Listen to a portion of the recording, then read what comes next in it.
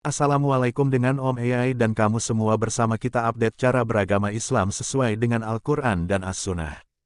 Tema kali ini tentang aturan memukul dalam Islam, jangan sembarangan. Islam itu agama yang berisi aturan. Seluruh aspek di dalam Islam itu diatur sedemikian rupa untuk kemaslahatan kaum muslimin.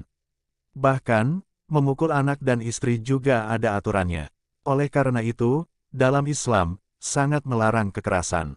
Sehingga, Islam tidak melegalkan KDRT, kekerasan dalam rumah tangga, dengan alasan ada ayat yang menerangkan untuk memukul istri yang membangkang atau ada hadis yang menyuruh untuk memukul anak karena tidak mau salat. Demikianlah, jika membaca Al-Quran atau hadis hanya sepotong-sepotong disertai dangkalnya pemahaman agama. Sebagaimana orang yang hanya membaca ayat, maka, kecelakaanlah bagi orang-orang yang salat. Quran Surat Al-Ma'un ayat 4. Padahal, orang celaka dalam ayat selanjutnya adalah orang yang lalai dalam salatnya, orang yang tidak benar salatnya. Aturan memukul di dalam Islam itu sangat ketat dan detail. Ada beberapa aturan memukul yang harus diperhatikan agar dalam memukul sesuai dengan syariat yang telah ditentukan terkait jenis, tempat, dan jumlahnya. Berikut ketentuannya. Pertama, pukulan adalah alternatif terakhir. Jadi, yang namanya pukulan, bukan menjadi satu-satunya cara dan prioritas utama dalam mendidik anak dan istri. Ketika cara pertama, kedua, dan seterusnya yang halus tidak memberi efek dan perubahan, maka barulah digunakan cara terakhir, yaitu pukulan. Allah Ta'ala berfirman, istri-istri yang kalian khawatirkan nusyusnya melakukan pembangkangan sehingga tidak memenuhi hak suami, maka nasihatilah mereka, pisahkanlah mereka di tempat tidur mereka, tinggalkan mereka untuk tidur sendiri, dan pukullah mereka. Kemudian, jika mereka mentaati kalian, maka janganlah kalian mencari-cari jalan untuk menyusahkannya, merugikan mereka. Sesungguhnya Allah Maha Tinggi lagi Maha Besar. Quran Surat An-Nisa, ayat 34. Dari ayat di atas, dijelaskan tata cara yang dilakukan untuk menasihati istri yang durhaka dan tidak taat. Yang pertama adalah menasihati, lalu mendiamkan, tidak diajak bicara, jika nasihat tidak dihiraukan. Jika masih saja tidak berefek, mempan, barulah dipukul. Dan pukulan ini jangan sering dilakukan karena akan membuat anak menjadi stres dan trauma. Kedua, jenis pukulannya ringan dan tidak melukai. Ada beberapa macam jenis pukulan. Ada yang ringan, sedang, dan berat. Maka, yang dianjurkan dalam Islam adalah memukul dengan pukulan yang ringan dan tidak menimbulkan luka. Nabi Shallallahu Alaihi Wasallam bersabda, tidak boleh membahayakan diri sendiri dan tidak boleh membahayakan orang lain. Hadis riwayat Ahmad. Al-Hafiz Ibnu Hajar Al-Asqalani rahimahullahu menerangkan bahwa jika seorang suami terpaksa memukul istri atau anaknya, hendaklah ia memukul dengan pukulan yang ringan sehingga tidak membuat si istri atau anak menjauh ataupun dendam kepada suaminya. Syekh Ibnu Utsaimin rahimahullah juga berkata bahwa pukulan tersebut adalah pukulan yang tidak melukai dan mendatangkan perbaikan, bukan mencelakakan. Ketiga, tidak boleh memukul wajah kepala. Nabi Shallallahu Alaihi Wasallam bersabda, jika kalian memukul, maka jauhi wajah kepala. Hadis riwayat Abu Daud. Hal tersebut karena kepala adalah bagian tubuh yang terhormat dan banyak organ sensitif yang berada di area wajah. Baca juga, KDRT, memukul wajah istri sampai berdarah. Keempat, jumlah pukulan tidak berlebihan dan maksimal 10 kali. Nabi Shallallahu Alaihi Wasallam bersabda, seseorang tidak boleh didera lebih dari 10 kali, kecuali dalam masalah had dosa besar yang sudah ditentukan kadar hukumannya, rajam, penggal, potong tangan. Hadis riwayat Bukhari dan Muslim. Jika dipukul sekali dan anak sudah jera, maka tidak boleh ditambah menjadi 2 kali. Jika 2 kali sudah membuat anak kapok, maka tidak boleh dipukul 3 kali. Jika sudah mencapai 10 kali, maka tidak boleh lebih dari itu. Dan apabila ingin melakukan pukulan yang berkali-kali, 2-10 kali, maka lokasi yang dipukul harus berpindah-pindah dan tidak di satu titik saja karena bisa membahayakan saraf. Kemudian antara pukulan pertama dan kedua, atau selanjutnya, diberikan jarak. Kelima, tidak boleh memukul saat emosi memuncak. Ketika memukul niatnya harus benar, yakni ingin mendidik. Jika niatnya keliru, seperti ingin melampiaskan emosi dan amarahnya, maka alhasil yang muncul adalah dendam yang tertanam. Akhirnya jika itu adalah sang anak, ia bisa melampiaskan dendamnya kepada adiknya, temannya, bahkan orang tuanya kelak ketika jasad sudah menua dan tak berdaya. Saat memukul, orang tua tidak boleh mengucapkan kata-kata kotor baik berupa cacian atau umpatan untuk melampiaskan kemarahannya. Kemudian, orang yang sedang marah biasanya tidak bisa mengontrol dirinya sehingga menjadikan pukulan itu tidak terkendali. Oleh karenanya, jika seseorang sedang dalam keadaan marah, maka sebaiknya ia diam dulu agar bisa mengendalikan dirinya. Allah Ta'ala berfirman, dan orang-orang yang menahan amarahnya dan memaafkan kesalahan orang. Allah menyukai orang-orang yang berbuat kebajikan. Quran Surat Ali Imran ayat 134. Nabi Shallallahu Alaihi Wasallam bersabda, jika salah seorang di antara kalian marah, diamlah dahulu.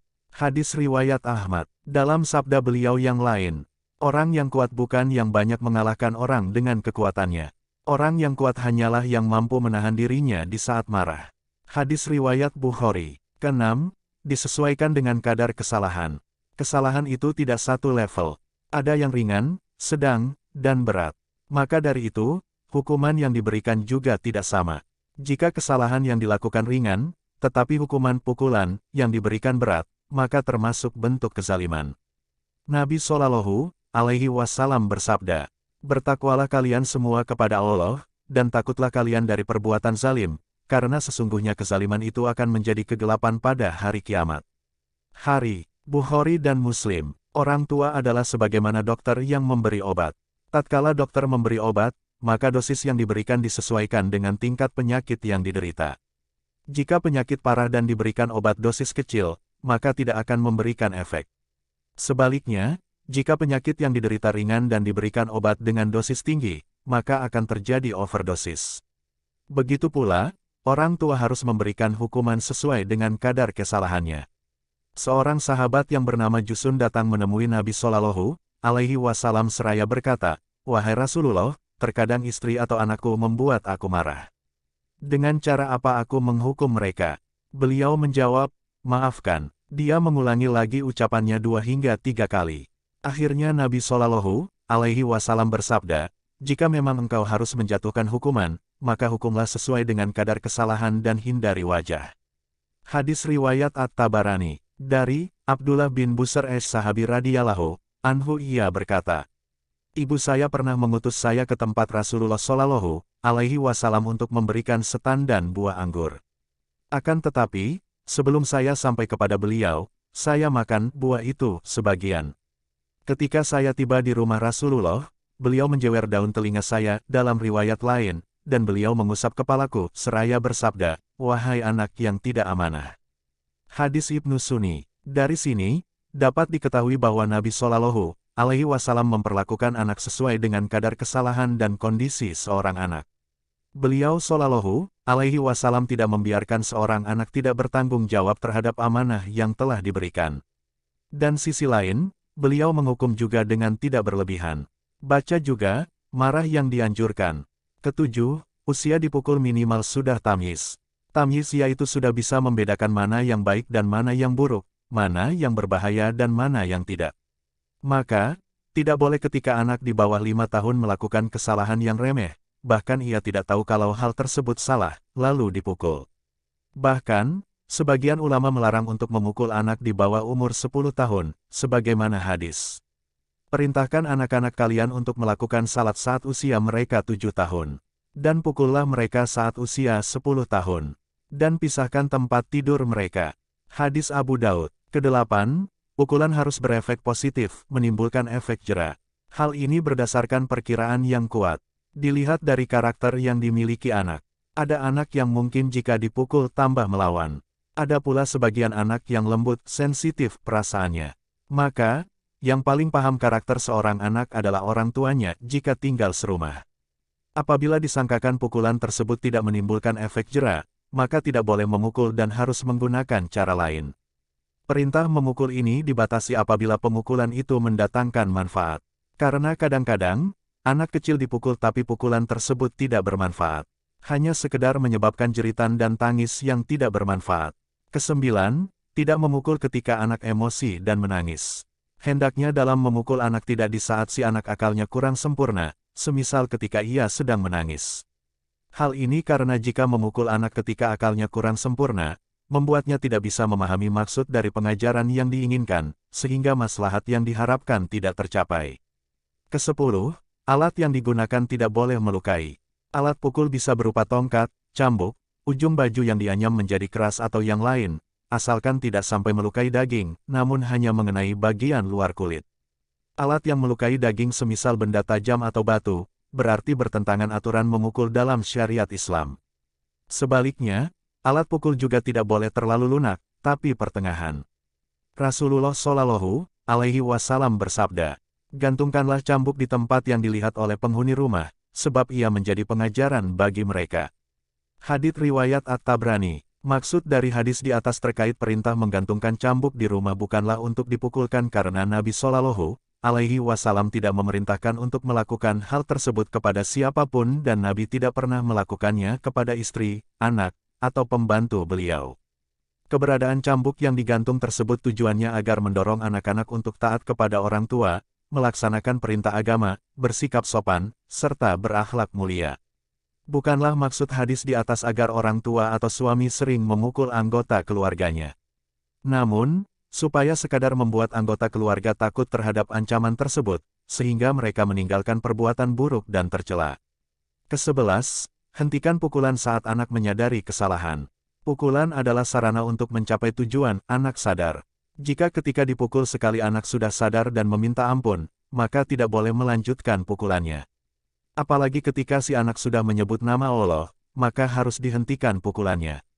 Nabi Shallallahu Alaihi Wasallam bersabda, "Apabila seseorang di antara kalian memukul pelayannya, lalu pelayannya menyebut nama Allah, maka tahanlah tangan kalian dari memukulnya." Hadis riwayat Tirmidzi. Nasihat akhir, ajari anak, bukan hajari anak. Tingkah laku anak memang terkadang membuat jengkel orang tuanya. Dan perlu diketahui bahwa, anak-anak biasanya masih dalam proses pertumbuhan, di mana belum banyak mengetahui mana yang benar dan mana yang salah. Maka, perbanyaklah maklum dan berprasangka baik kepada anak karena ia memang belum mengetahui kalau itu salah atau keliru dan belum mengerti tentangnya. Orang tua harus lebih banyak memaafkan dan mengarahkan anak dalam fase pertumbuhannya, lebih banyak mengajari bukan menghajari anak. Dari Aisyah radhiyallahu anha, Rasulullah Shallallahu Alaihi Wasallam tidak pernah memukul apapun dengan tangannya. Ia juga tidak pernah memukul istri-istri dan pelayannya, kecuali apabila beliau berjihad di jalan Allah. Ketika beliau disakiti, beliau sama sekali tidak pernah membalas orang yang menyakitinya, kecuali bila ada larangan Allah yang dilanggar, maka beliau membalas karena Allah. Hadis riwayat Muslim. Dan bila terpaksa melakukan hukuman, maka selayaknya hal tersebut dilakukan tidak di depan orang lain untuk melindungi kehormatan sang anak atas dirinya dan orang lain. Demikianlah, insya Allah bermanfaat. Wallahu a'lam bishawab.